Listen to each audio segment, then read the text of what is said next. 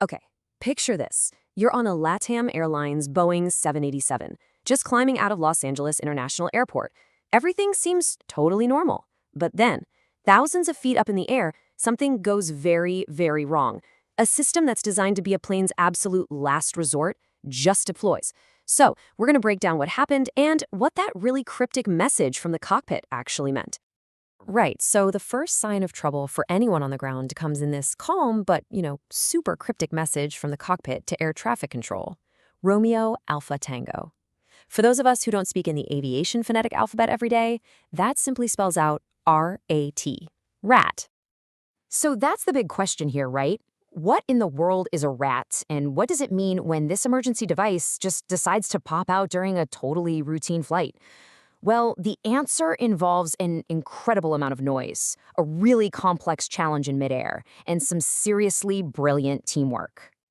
Now, our guide for all this is a pilot who goes by Captain Steve. And to really get the human side of his technical breakdown, you just have to know a little bit about his signature red lanyard. See, it's not just any lanyard. It's a symbol of support for his family's fight against a terminal disease, and a personal reminder for him to use his platform for something good. And that perspective, well, it's really crucial as we get into the super high-stakes technical details of what went down on that 787. All right, with that background, let's get to the star of our show, the rat. And no, it's not a pest, it's an incredible piece of life-saving engineering.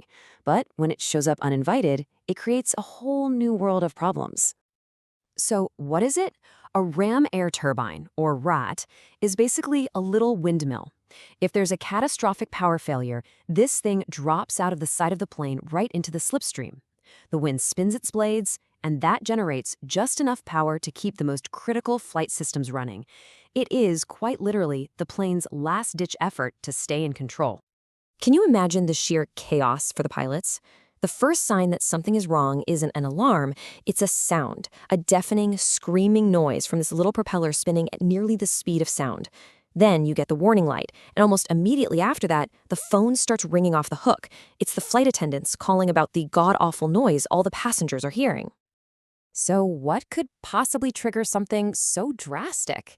Well, on a Boeing 787, it really boils down to four main reasons. Okay, so it can deploy automatically if there is a major electrical or hydraulic failure, or if both engines decide to quit at the same time. The fourth reason is a manual one. A pilot can actually flip a protected switch to make it happen. So you've got 3 automatic crisis responses and 1 very deliberate choice by the crew. Okay, so let's get back to that LATAM flight over Los Angeles. The crew is now flying a plane with its last resort power system just screaming away outside. And they have to get this thing back on the ground at one of the busiest airports in the world. No pressure. At 12,000 feet, the RAT deploys. The pilots start troubleshooting and calmly tell ATC what's going on.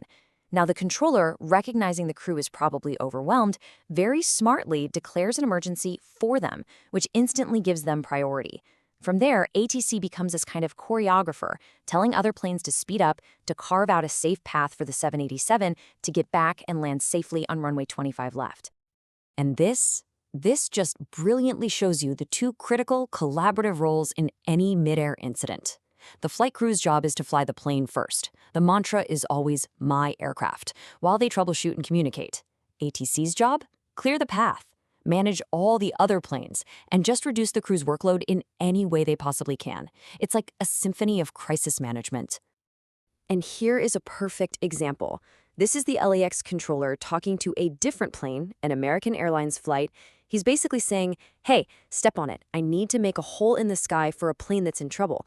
This is how they create that life-saving gap in real time. It's just incredible. So what's it actually like flying the plane in this condition? Well, the RAT gives you just enough juice for 1 radio and your basic instruments, and just enough hydraulic pressure for the captain to keep control. The turbulent air it kicks up can make radio calls pretty hard to hear. And here's the kicker. Once it's out, it's out. You can't pull it back in while you're flying. The only way forward is down, to the nearest suitable runway. So the LATAM flight landed safely, which is a fantastic outcome for a very serious event. But the story doesn't quite end there. It leaves us with a conclusion that is somehow both reassuring and deeply puzzling. The official cause was pinned down as a significant electrical failure. This is what triggered the automatic deployment of the RAT, exactly like the system was designed to do. The crew, the controllers, they handled it all by the book. Here's the thing, though. This wasn't just some random one-off fluke. According to industry watchers and pilots, the Boeing 787 has actually seen a number of these unusual RAT deployments lately. So while the safety system worked, the fact that these underlying failures are happening is starting to raise some eyebrows. And that leaves us with the final and most crucial question. The emergency system performed flawlessly, but why is it being called upon more often on this particular aircraft? It's a real head-scratcher, and one that you can bet investigators and engineers are looking into. It's just a reminder that even in aviation, a perfectly safe landing can still leave you with a really compelling mystery.